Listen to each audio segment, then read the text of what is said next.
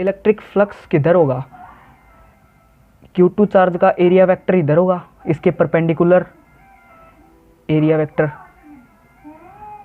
और electric field lines भी इस चार्ज की ऐसे ही पास हो रही हैं, तो इलेक्ट्रिक फील्ड लाइंस भी ऐसे ही होंगी। तो फ्लक्स का फॉर्मूला आता है ई वेक्टर, एक तो ई पे डिपेंड होगा कि कितनी इलेक्ट्रिक फील्ड्स लाइन पास हो रही हैं, और एक एरिया पे अगर ये Q2 चार्ज ऐसे बड़ा होता तो ज़्यादा इलेक्ट्रिक फील्ड लाइंस पास होती, तो एक इसके एरिया पे, तो फ्लक्स का फॉर्मूला होगा ई ए। अगर यही Q2 चार्ज यहाँ पर ना होकर यहाँ पर होता Q2 चार्ज, तो क्या होता, अब इसका Q2 चार्ज का एरिया वेक्टर इसके परपेंडिकुलर ऐसे एरिया वेक्टर, और इलेक्ट्रिक फील्ड्स लाइन ये पास होगी ऐसे यहाँ से,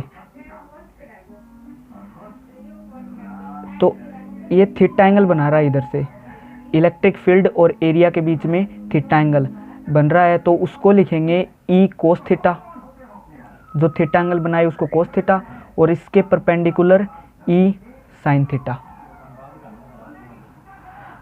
तो अब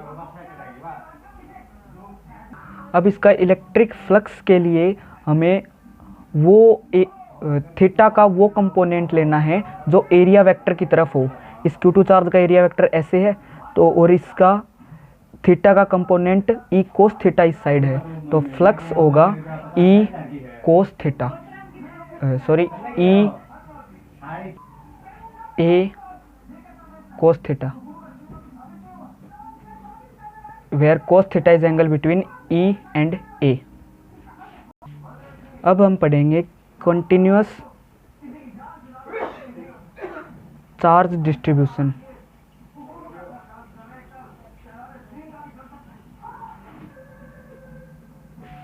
कंटिन्यूअस चार्ज डिस्ट्रीब्यूशन, अब ये होता क्या है वो देखिए।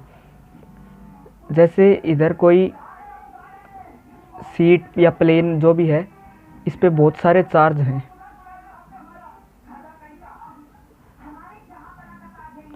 बहुत सारे पॉजिटिव चार्ज हैं इस पे, तो अगर ये एक या दो चार्ज होते तब हम उसको गिन सकते थे, लेकिन इसे दूर से देखने पर हम इनमें डिस्क्रिमिनेट नहीं कर सकते कि कितने चार्ज हैं। इसको बस हम माइक्रोस्कोपिक फॉर्म से ही देख सकते हैं, इनके बीच का डिस्टेंस बहुत ही ज़्यादा छोटा होता है, तो इसी को हम बोलते हैं कंटिन्यूअस चार्ज डिस्ट्रीब्यूशन। जब कोई ऑब्जेक्ट में चार्ज इक्वली डिस्ट्रीब्यूट हो पूरी में, और या फिर कहा जाए कि दो चार्जेस के बीच में डिस्टेंस बहुत ही ज़्यादा छोटा हो, तब हम उसे कहते हैं कंटिन्यूअस चार्ज डिस्ट्रीब्यूशन। अब इसके तीन टाइप्स होते हैं। फर्स्ट होता है linear charge distribution, linear charge distribution. Second है surface charge distribution, surface charge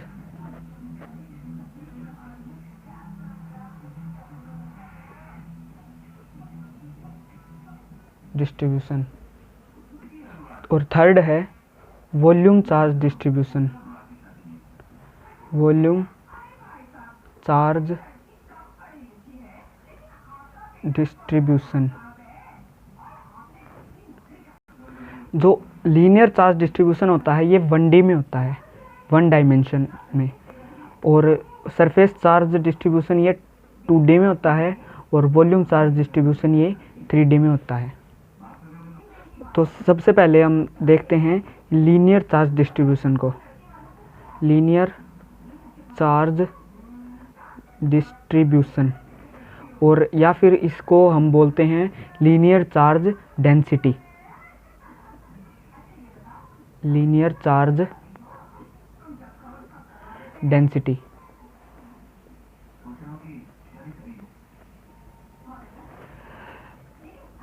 इसको हम जो लीनियर चार्ज डिस्ट्रीब्यूशन या लीनियर चार्ज डेंसिटी है, इसको हम डिनोट करते हैं लैम्डा से,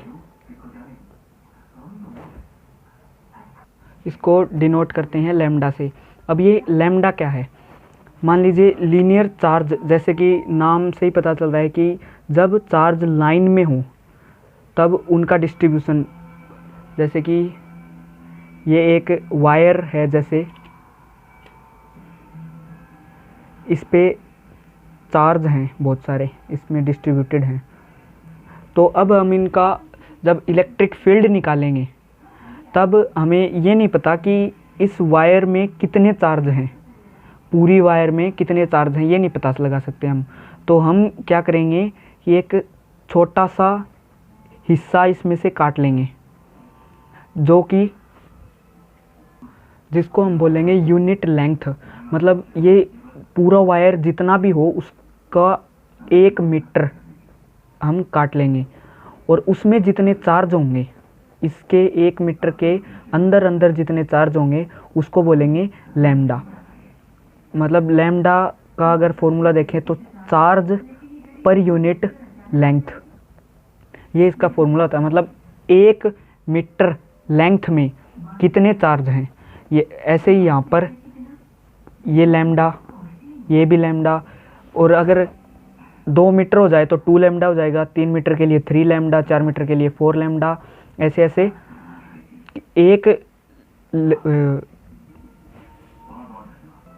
एक लैम्डा का मतलब है 1 यूनिट लेंथ में कितने चार्ज हैं। ठीक है, ये लैम्डा का मतलब है। अब हम इससे वो इलेक्ट्रिक फील्ड निकालेंगे यहाँ पर P पॉइंट पर, यहाँ पर कोई P पॉइंट है R डिस्टेंस दूर। पहले इसकी यूनिट देखें क्या होगी, चार्ज Q की, यानी चार्ज इसकी यूनिट कूलम, और लेंथ की मीटर, कूलम पर मीटर, ये इसकी यूनिट होगी। SI यूनिट, इंटरनेशनल यूनिट होगी कूलम पर मीटर। अब इसकी अगर लेंथ बहुत ज़्यादा छोटी है, इसकी अगर लेंथ बहुत ज़्यादा छोटी है तो हम इसी को लिख सकते हैं dq अपॉन dl।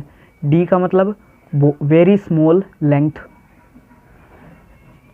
तो इससे अगर q की वैल्यू निकालें, dq इक्वल टू, इसकी मल्टीप्लाई यहाँ से करेंगे लैम्डा इंटू dl।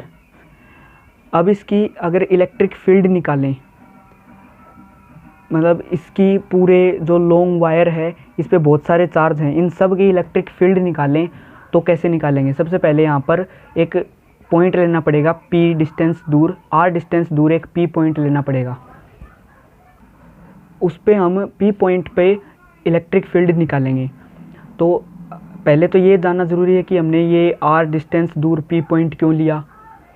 तो इलेक्ट्रिक फील्ड निकालने के लिए 2 बातें जानना इम्पोर्टेंट है। सबसे पहले तो इलेक्ट्रिक फील्ड जो होती है वो पॉइंट पर ही निकलती है, पॉइंट चार्ज पर ही निकलती है।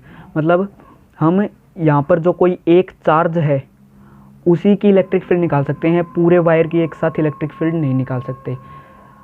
तो इसीलिए हम एक पॉइंट लिया है P, उसी पर इलेक्ट्रिक फील्ड निकालेंगे। यहाँ पर कोई चार्ज है उसकी, यहाँ पर कोई चार्ज है उसकी P पॉइंट पर इलेक्ट्रिक फील्ड निकालेंगे।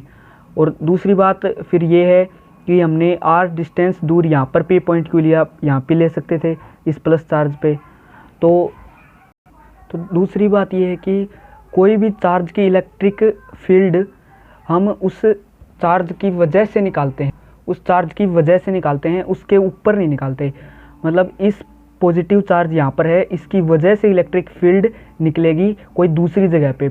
जैसे P पॉइंट पे कोई Q0 चार्ज रखा है, ये टेस्ट चार्ज होता है, इसकी खुद की इलेक्ट्रिक फील्ड नहीं होती, तो इस पर इलेक्ट्रिक फील्ड निकालेंगे Q चार्ज की वजह से। ठीक है, इसीलिए हमने यहाँ पर ये P पॉइंट लिया है और इसकी डिस्टेंस है यहाँ से यहाँ तक R। अब होगा क्या, यहाँ पर P पॉइंट पे इस चार्ज की वजह से इलेक्ट्रिक फील्ड निकलेगी, ऐसे ही इससे ऊपर वाले चार्ज की यहाँ पर इलेक्ट्रिक फील्ड निकलेगी, ऐसे ही इन सब की इलेक्ट्रिक फील्ड ऐसे निकलेगी, और इन सब को हम जोड़ देंगे तो इस पूरे की इलेक्ट्रिक फील्ड आ जाएगी। तो हम इलेक्ट्रिक फील्ड का फॉर्मूला होता है 1/4 pi epsilon not Q/R² into R cap. ये आर कैप कुछ नहीं, यूनिट वेक्टर है। ये डिस्टेंस बताता है कि इलेक्ट्रिक फील्ड आर की साइड है, मतलब पॉजिटिव चार्ज से पी की साइड ये आर कैप है, ये आर डिस्टेंस दूर है, ये यूनिट वेक्टर है एक। तो इसकी वजह से यहाँ पर देखिए कि क्यों क्या होगा इसमें ये क्यों इस पूरे का चार्ज है, लेकिन हम तो निकाल रहे हैं बस एक बहुत ही छोटी सी डिस्टेंस यूनिट लेंथ की पर। इस लेंथ में कितने चार्ज हैं हमें वो रखना है इधर। उसकी इलेक्ट्रिक फील्ड निकल रही है इधर, तो यहाँ पर कितने चार्ज हैं यूनिट लेंथ के लिए, D Q equal to lambda into D L. तो इसकी जगह पे हम Q equal to lambda into D L रखेंगे। तो उसकी जगह पर ये पुट करने पर आएगा electric field equal to 1/4 pi epsilon naught, q की जगह पर रखेंगे lambda into D l upon r square into r cap, जो यूनिट वेक्टर है वो। अब देखिए, मान लीजिए ये जो वायर है इस पूरे की लेंथ एल है और हमने डी एल ली है एक बहुत ही छोटी सी लेंथ।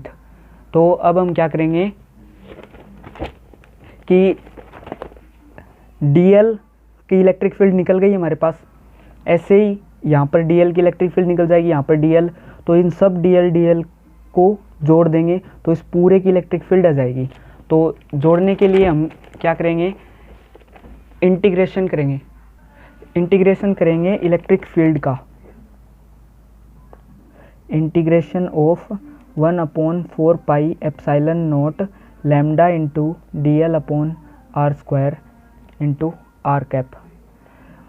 जो इलेक्ट्रिक फील्ड निकलेगी, जैसे कि ये वायर था पॉजिटिव, हमने इसकी ये इलेक्ट्रिक फील्ड इतनी जो डी एल डिस्टेंस है यूनिट लेंथ की, इसकी इलेक्ट्रिक फील्ड निकाल ली है। यहाँ पर कोई चार्ज है उसकी वजह से आर डिस्टेंस दूर पी पॉइंट पे इलेक्ट्रिक फील्ड निकाल ली। ऐसे ही इस चार्ज की वजह से हम यहाँ पर यूनिट लेंथ आर डिस्टेंस दूर पी पॉइंट जैसे कोई है उस पे इलेक्ट्रिक फील्ड निकालेंगे। ऐसे ही इस चार्ज की इलेक्ट्रिक फील्ड निकालेंगे, ऐसे ही इस चार्ज की इलेक्ट्रिक फील्ड निकालेंगे और फिर उन सब को जोड़ देंगे। इन सब को जोड़ देंगे तो इस पूरे की इलेक्ट्रिक फील्ड आ जाएगी। तो ऐसे ही हमने अब इंटीग्रेशन कर दिया, ये जो इतनी इलेक्ट्रिक फील्ड हमने निकाली थी उन सब का इंटीग्रेशन कर दिया, सबको जोड़ दिया। तो अब क्या होगा देखिए कि इलेक्ट्रिक फील्ड इक्वल टू ये 1/4 पाई एप्साइलन नोट, ये कांस्टेंट है इसलिए इंटीग्रेशन से बाहर आ जाएगा, 4 पाई एप्साइलन नोट। लैम्डा भी कांस्टेंट है क्योंकि लैम्डा का मतलब होता है charge per unit length. 1 metre में कितने चार्ज हैं वो तो कांस्टेंट होंगे, तो लैम्डा भी बाहर आ जाएगा। और अब इंटीग्रेशन होगा d l upon r square into r cap इसका। और इसका इंटीग्रेशन कहाँ से कहाँ तक होगा, यहाँ पर जैसे नीचे हम लिखते हैं कि कहाँ से स्टार्ट हुआ इंटीग्रेशन और कहाँ तक। जैसे इसमें ये L1 मान लेते हैं यहाँ से और ये L2, L1 से L2, तो यहाँ पर लिखेंगे L1 और यहाँ पर L2। लेकिन हमने पीछे इस पूरी को L मानना था, इसलिए हम इसी को ऐसे भी लिख सकते हैं कि इंटीग्रेशन होगा L तक, L। बस इसको इधर नीचे L भी लिख सकते हैं क्योंकि हमने पीछे इस पूरी वायर को L लेंथ की माना था। तो ये था लीनियर चार्ज डिस्ट्रीब्यूशन और उसकी से हमने निकाला ये इलेक्ट्रिक फील्ड। अब है second surface charge distribution. Surface charge distribution या डेंसिटी, इसको हम डिनोट करते हैं सिग्मा से। अब की बार चार्ज सरफेस पे हैं, जैसे कि ये कोई सरफेस है, इसके ऊपर है चार्ज, तो हम कैसे निकालेंगे, इलेक्ट्रिक फील्ड निकालेंगे अब इससे। तो सिग्मा क्या होता है, sigma equal to charge per unit area. एक यूनिट एरिया में कितने चार्ज हैं, इस यूनिट एरिया में कितने चार्ज हैं वो बताएगा सिग्मा। और इसकी जो यूनिट होगी चार्ज की कूलम और एरिया की metre square, coulomb per metre square ऐसा यूनिट होगी इसकी। तो सिग्मा होता है चार्ज पर यूनिट एरिया। अब हम इससे निकालेंगे कि अगर वेरी स्मॉल डिस्टेंस हो, एरिया बहुत ही छोटा हो, बहुत छोटा, ये हम कह नहीं सकते कि ये जो सीट है ये बहुत ज़्यादा इन्फिनिटी लॉन्ग है, बहुत बड़ी है, तो इसमें से हम बता नहीं सकते कि कितने चार्ज हैं इस पर, लेकिन एक यूनिट एरिया पे हम बता सकते हैं कि सिग्मा चार्ज हैं। अगर 2 यूनिट लेंथ होगी, अगर 2 मीटर स्क्वायर की होगी तो उस पर 2 सिग्मा हो जाएगा, 3 होगी तो 3 सिग्मा हो जाएगा। तो अब इस पे सिग्मा में है चार्ज एक यूनिट एरिया पे कितने चार्ज हैं। अगर एरिया बहुत ही छोटा हो तो सिग्मा हो जाएगा dq upon dA very small के लिए। अब इससे क्यू की वैल्यू निकालेंगे, dq इक्वल टू इसकी मल्टीप्लाई इससे होगी सिग्मा इंटू dA। अब इससे हम इलेक्ट्रिक फील्ड निकालेंगे। तो वैसे ही पिछली बार की तरह यहाँ से r डिस्टेंस दूर कोई पॉइंट लेना पड़ेगा। अब ये सीट ऐसे है तो यहाँ से r डिस्टेंस दूर, जैसे यहाँ पर कोई पॉइंट है, ये r डिस्टेंस दूर, यहाँ से r डिस्टेंस दूर p पॉइंट है कोई, इस पे हम इलेक्ट्रिक फील्ड निकालेंगे और इस पॉइंट की निकलेगी। ऐसे ही फिर इस पॉइंट की निकल जाएगी p डिस्टेंस दूर पर, इस पॉइंट की निकल जाएगी इस पॉइंट की, और सबको इंटीग्रेट कर देंगे तो पूरी सीट का आ जाएगा। ठीक है, तो इलेक्ट्रिक फील्ड का फॉर्मूला होगा 1/4 pi epsilon not q upon r square into r cap unit vector. तो अब की बार q चार्ज कितना है, q इक्वल टू, ये वेरी स्मॉल है इसलिए इसको dq लिख सकते हैं। तो dq इक्वल टू सिग्मा, ये रहा dq equal to sigma into dA। तो इसको इधर पुट करेंगे, electric field equal to 1/4 pi epsilon naught sigma dA upon r square into r cap. ये इलेक्ट्रिक फील्ड निकल गई इस पॉइंट की p डिस्टेंस दूर। ऐसे ही इन सब की इलेक्ट्रिक फील्ड निकलेगी, ये वाली निकलेगी क्योंकि रेडियस सबकी सेम होगी पॉइंट पे और चार्ज सब पे है ही। तो सब पे जो इलेक्ट्रिक फील्ड निकलेगी सबको इंटीग्रेट कर देंगे, इन सबको इंटीग्रेट करेंगे तो इसमें इलेक्ट्रिक फील्ड निकलेगी 1/4 पाई एप्सिलॉन नॉट। तो कांस्टेंट है, सिग्मा भी कांस्टेंट है क्योंकि चार्ज पर यूनिट एरिया, एक एरिया में जितने भी चार्ज होंगे वो कांस्टेंट होंगे, कितने भी हो सकते हैं 10, 5, लेकिन वो कांस्टेंट रहेंगे। यहाँ पर भी कोई चार्ज पर यूनिट एरिया, कोई एरिया है उसमें चार्ज कांस्टेंट होंगे, 1, 2, 3 इससे अलग हो सकते हैं लेकिन चार्ज कांस्टेंट होंगे। तो सिग्मा भी कांस्टेंट और इंटीग्रेशन होगा, ये कांस्टेंट हो गया, ये कांस्टेंट हो गया dA upon r square, dA upon r square into r cap. ये इस पूरी सीट की इलेक्ट्रिक फील्ड निकल गई। और कहाँ से कहाँ तक होगी, इस पूरे सीट को का एरिया हम A मान ले तो A लिख सकते हैं इधर। A एरिया तक हम जो चार्ज है उसको और रेडियस को इंटीग्रेट करते जाएंगे। जैसे इसकी इलेक्ट्रिक फील्ड ये थी, ये निकली थी, ऐसे ही इस चार्ज की इलेक्ट्रिक फील्ड निकलेगी, उसको इंटीग्रेट कर देंगे, फिर इस चार्ज की निकलेगी उसको भी इसमें जोड़ देंगे। ऐसे ए एरिया जब तक नहीं हो जाता तब तक इसको इंटीग्रेट करते जाएंगे और ए एरिया बहुत कितना भी हो सकता है जितनी बड़ी ये सीट है। ठीक है, तो ये इलेक्ट्रिक फील्ड निकल गई सरफेस चार्ज डिस्ट्रीब्यूशन या डेंसिटी, इसकी वजह से इलेक्ट्रिक फील्ड। तो अब थर्ड वाला है वॉल्यूम चार्ज डिस्ट्रीब्यूशन।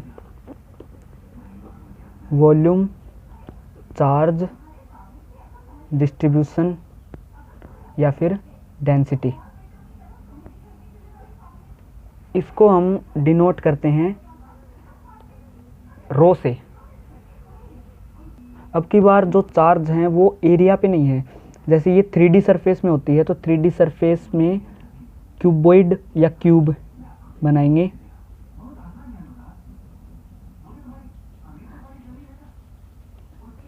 ये जैसे कि एक क्यूबॉइड है, इसके इस सरफेस पे चार्ज हैं, इस सरफेस पे चार्ज हैं, ये नीचे वाली सरफेस पे चार्ज हैं, और अब की बार इसके अंदर भी चार्ज हैं। मतलब ये पूरा अंदर से भी भरा हुआ है चार्ज से। ये पूरा जो बॉक्स है ये इसके सरफेस पे भी चार्ज हैं और ये पूरा अंदर से भरा हुआ है। तो सरफेस वाला तो हम एरिया वाले से निकाल सकते हैं, क्योंकि सरफेस पे चार्ज हो तो पर यूनिट एरिया सिग्मा से निकाल सकते हैं। लेकिन अंदर वाले को कैसे निकालेंगे? तो इसके लिए एक क्वांटिटी है रो। रो होता है चार्ज पर यूनिट वॉल्यूम, कि एक यूनिट वॉल्यूम में एक यूनिट वॉल्यूम में कितने चार्ज हैं। जैसे यहाँ तक, इसके अंदर तक और सरफेस को मिलाकर चार्ज पर यूनिट वॉल्यूम की कितने चार्ज हैं। तो इसकी क्वांटिटी होती है चार्ज की कूलम और वॉल्यूम की metre cube. Coulomb per metre cube इसकी SI यूनिट होती है। और अगर डिस्टेंस वेरी स्मॉल होगी तो रो की वैल्यू होगी dq अपॉन dv। वॉल्यूम अगर वेरी स्मॉल वॉल्यूम ले तो dq अपॉन dv इसका रो की वैल्यू होगी। इससे अगर dq की वैल्यू निकालें, dq इक्वल टू इसकी मल्टीप्लाई रो इंटू dv। अब इलेक्ट्रिक फील्ड निकालेंगे, जैसे कि इसके अंदर बहुत सारे चार्ज हैं, उसके हम कोई एक चार्ज लेंगे यहाँ से और p डिस्टेंस दूर, p पॉइंट पर r डिस्टेंस दूर उसकी इलेक्ट्रिक फील्ड निकालेंगे। ऐसे ही सबकी निकाल के इंटीग्रेट कर देंगे। तो इलेक्ट्रिक फील्ड होती है 1/4 pi epsilon not q upon r square into r cap. ये इलेक्ट्रिक फील्ड का फॉर्मूला है। और अब की बार q की जगह पर है रो इंटू dv। तो इलेक्ट्रिक फील्ड होगी 1/4 pi epsilon naught rho into dv upon r square into r cap. ये रो इंटू dv है charge per unit volume. Per unit volume में कितने चार्ज हैं, ऐसे ही सब में जो जोड़कर इसमें जोड़ देंगे, सबकी इलेक्ट्रिक फील्ड जोड़ देंगे तो इस पूरे की इलेक्ट्रिक फील्ड आ जाएगी। मान लीजिए कि इसके पूरी जो वॉल्यूम है वो v है, इसका पूरा वॉल्यूम v है। तो क्या करेंगे, इन सबको इंटीग्रेट कर देंगे। ये एक पॉइंट पर इलेक्ट्रिक फील्ड है, इन सबको इंटीग्रेट करेंगे। Electric field equal to 1/4 pi epsilon naught constant है और रो कांस्टेंट है। इंटीग्रेट करेंगे dv upon r square into r cap. ये हो गया electric field due to volume, charge density. अब इन तीनों जो क्वांटिटी हैं रो, लैम्डा और सिग्मा, इनको याद करने की तरीका बताता हूँ मैं। रो होता है charge per unit volume, lambda charge per unit length और सिग्मा होता है चार्ज पर यूनिट एरिया। अब आपको याद होगा कि इसको डेंसिटी भी बोलते हैं। डेंसिटी का फॉर्मूला होता है मास अपॉन वॉल्यूम। डेंसिटी का फॉर्मूला तो याद होगा, मास अपॉन वॉल्यूम। तो जिसके डिवाइड में वॉल्यूम आई वो रो है। अब लैम्डा होता है, आपने नाम सुना होगा वेवलेंथ। वेवलेंथ को भी लैम्डा बोलते हैं। तो वेवलेंथ क्या होता है, जब दो क्रस्ट और दो कंसेक्टिव क्रस्ट और ट्रफ की जो डिस्टेंस होती है उसे लैम्डा बोलते हैं। तो जो डिस्टेंस को लैम्डा बोलते हैं, डिस्टेंस को हम लेंथ लिख सकते हैं, तो जिसके डिवाइड में लेंथ आए उसको लैम्डा बोलेंगे, और एरिया वाला बच गया वो सिग्मा हो गया। Thank you. अगर वीडियो पसंद आए हो तो लाइक और शेयर करें और चैनल को सब्सक्राइब करें, और प्लीज़ कमेंट करके बताएं वीडियो कैसी लगी। Thank you.